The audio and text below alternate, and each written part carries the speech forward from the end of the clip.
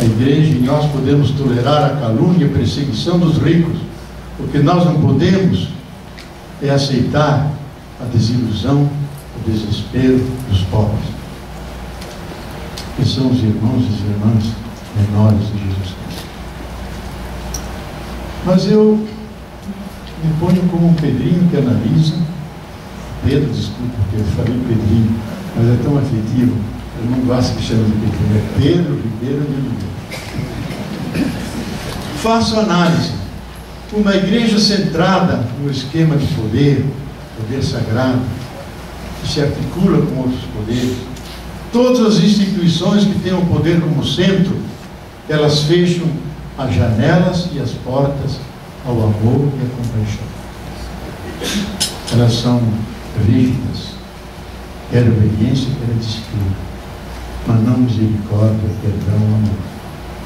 Então, como a nossa igreja está estruturada hierarquicamente, poderosa, ela tem dificuldade de abrir as portas. Ela aceita e ajuda todos os pobres, desde que eles não pensem. Um bispo autoritário treme quando um pobre fala, um pobre pensa, um pobre quer decidir juntos os caminhos da igreja. Aí eles tremem. Pobre e ignorante não. Ora, ai do pobre que pensa. Pois a teologia da libertação fez isso.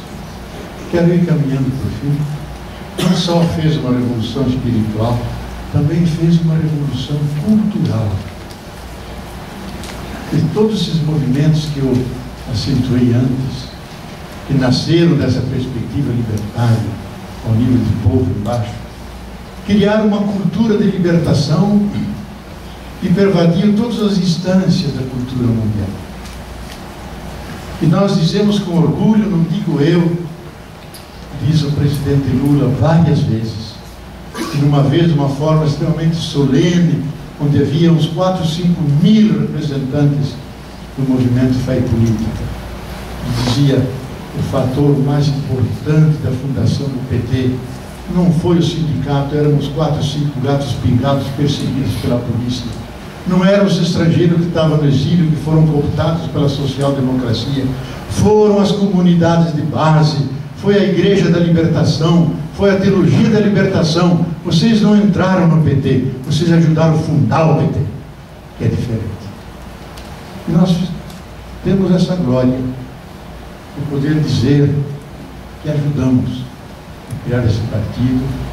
Por isso há muitos ministros, altos funcionários, que vêm das comunidades, que vêm desse pensamento, não o negam, toda hora o dizem. É uma contribuição cultural que fizemos. Não nós, o movimento, cujo sujeito principal eram os pobres, que recuperaram a palavra, falam, opinam e sonham, não um sonho pequeno, porque irrita a burguesia toda, porque o MST não quer só a reforma agrária, quer um outro tipo de Brasil. Não quer só um outro tipo de Brasil, quer um outro tipo de sociedade mundial, outro tipo de cultura e civilização. O sonho deles é grande, não é pequeno. E o João Pedro Stede lhe diz: eu fiz a opção pelos pobres não porque sou socialista. Eu fiz a opção pelos pobres porque fui capuchinho, quase me ordenei padre capuchinho como franciscano, sempre coloquei os pobres em primeiro lugar e dei uma versão política a essa opção pelos pobres, me formando em economia no México. E não nega suas raízes espirituais e religiosas, como tantos líderes populares que vêm desse ideário que pervadiu a cultura. Quero terminar dizendo qual é o futuro dessa teologia. Eu acho que dentro do sistema imperante, que coloca o econômico, os bens materiais no centro, e de tudo faz mercadoria, desde o sexo até a Santíssima Trindade, com tudo se pode ganhar dinheiro. Basta ligar os canais de televisão, começando com o Padre Rossi e acabando com a Xuxa. Tudo. Mas é melhor ver o Padre Rossi que a Xuxa. Uma sociedade que coloca o mercado e a mercadoria como centro.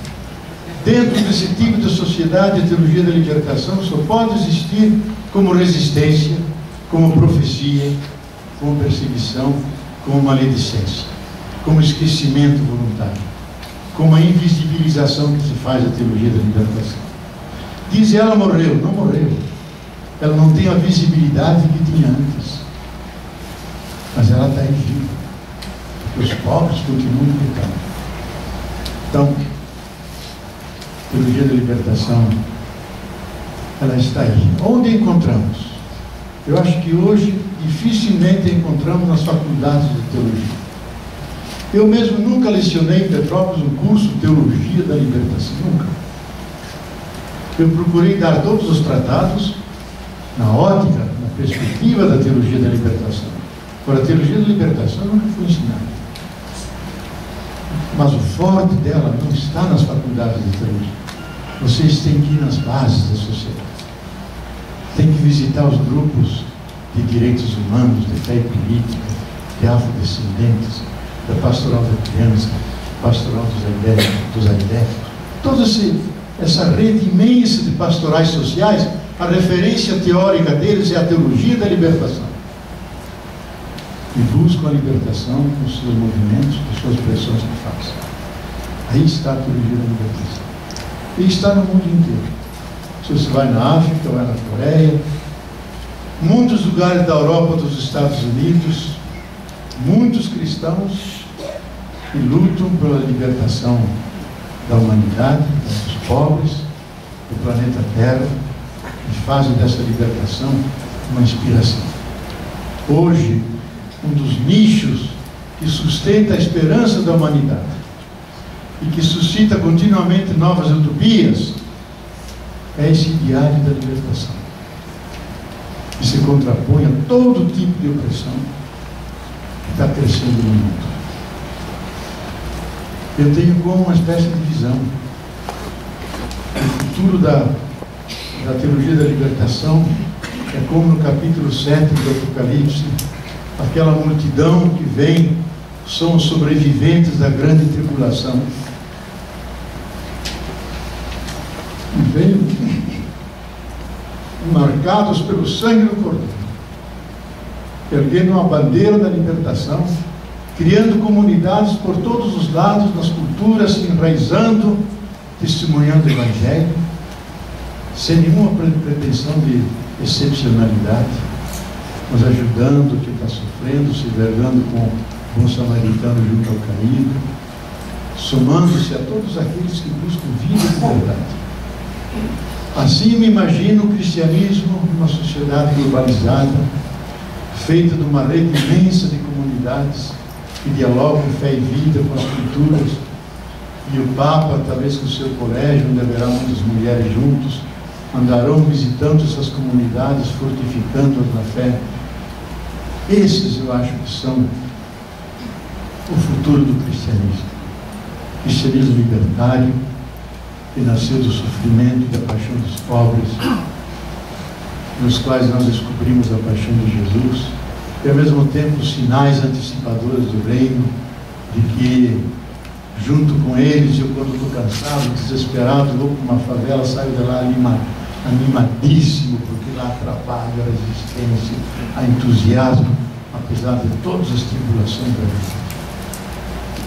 Então esses estão levando avante, e nós atrás deles, a bandeira, a prática da libertação. Teologia da libertação. O importante não é a teologia. O importante é a libertação concreta, histórica, real, porque essa é um bem do reino de Deus, não a teologia. Muito bem.